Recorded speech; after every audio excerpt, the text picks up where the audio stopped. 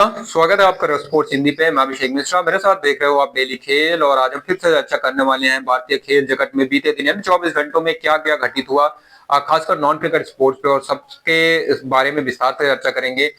शुरुआत करते हैं एक मीटिंग से, जो कि ministry of youth affairs and sports की मीटिंग थी कल, जो कि स्पोर्ट्स सेक्रेटरी हरिरंजन राव के अंडर लेड हुई। और जहां पे सबसे जो प्रमुख मुद्दा था वो ये था कि इंडिया में जो डोपिंग है उसके कारण क्या हो सकते हैं, उस पर काफी गहन चर्चा हुई डोपिंग को लेके, जहां पे हाई वायलेशन रेट्स पे काफी चर्चा हुई। इस मीटिंग में सप्लीमेंट कंटेमिनेशन को लेकर चर्चा हुई, जहां पे बात हुई प्रेस्क्रिप्शन ड्रग्स के मिसयूज की, जहां पे बात हुई ग्रास रूट पे जो इग्नोरेंस है उसकी बात हुई, और अकाउंटेबल कौन होना चाहिए अगर डोपिंग के ऐसे केसेस लगातार आते हैं, सबकी बात करेंगे।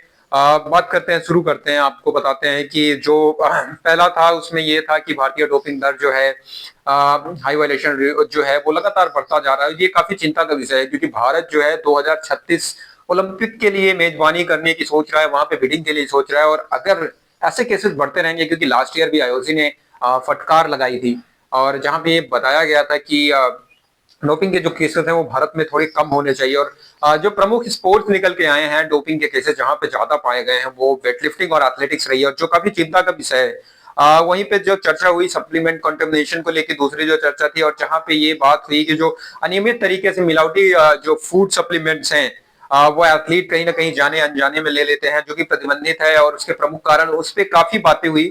और भी बातें हुई, जहां पे misuse of the prescribed drugs की बात की गई, just like some drugs are available on the medical store. और वहां पे जब एथलीट जाते हैं उसको यूज करते हैं, they don't know that what is the side effect.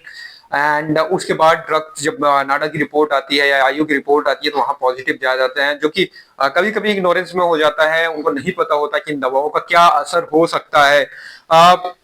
चौथी जो सबसे प्रमुख बात थी वो थी कि ग्रास रूट की इग्नोरेंस की, जहां पे एंटी डोपिंग अवेयरनेस का जो प्रोग्राम है वो ग्रास रूट लेवल पे उस तरीके से नहीं हो पाया, उस तरीके से इंप्लीमेंट नहीं हो पाया है।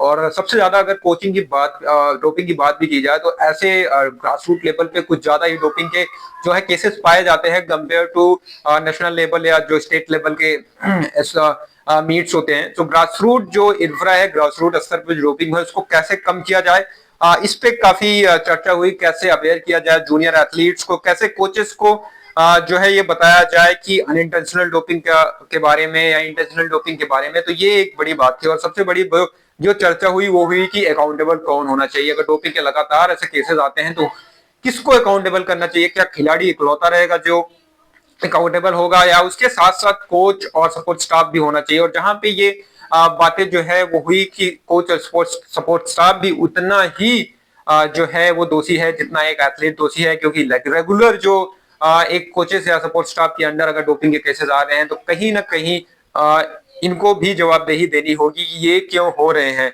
हालांकि बात करते हैं, अब एथलेटिक्स की तरफ रुख करते हैं।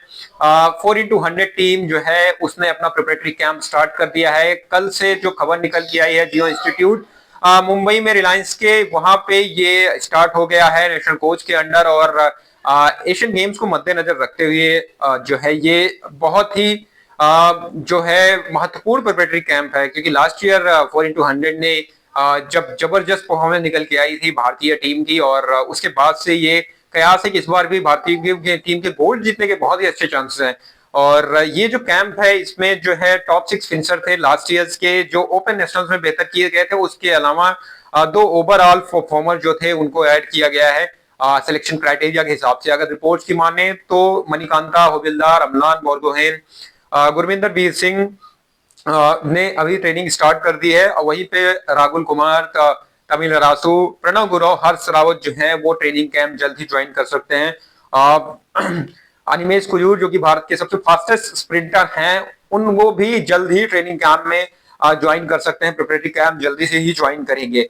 हालांकि रुक करते हैं थोड़ा सा विंटर ओलंपिक की तरफ। बात करते हैं आरिफ खान की, जिन्होंने कल 39वें स्थान पर फिनिश किया सेलोम पे, जिसको अल्पाइन स्काइंग भी कहते हैं। और उनकी जो कंबाइंड टाइमिंग थी वो 2 मिनट 41.60 सेकेंड थी 2 रन्स में। और ये अगर बात करें तो पिछले 56 साल की सबसे बेहतर परफॉर्मेंस है भारतीय स्कायर की तरफ से, जो कि 39 फिनिश किया है। और ये जो रिकॉर्ड है इसके पहले जो है वो आरिफ ने अपना ही रिकॉर्ड बेटर किया, जहां पे उन्होंने पिछले बार 45 फिनिश किया था, इस बार 39 फिनिश किया था। हालांकि जो बेस्ट रिकॉर्ड है इंडिया की तरफ से, not the timing wise but the position wise, वो होल्ड करती हैं 1972 एडिशन में 28th फिनिश करने वाले शैलजा कुमार। सो ओवरऑल ये न्यूज रही बैडमिंटन की। वहीं पे जो है हरमीत देसाई और यशस्विनी जो है उन्होंने रनर अप पे फिनिश किया है, एज रनर अप फिनिश किया है WTT स्टार कंटेंडर चेन्नई में, जहां पे इन दोनों को जो है स्कॉट्स और इनेस्कू से हार का सामना करना पड़ा फाइनल में। इसी के साथ जो है आज की प्रमुख खबरें जो है भारतीय स्पोर्ट्स को लेकर समाप्त होती हैं।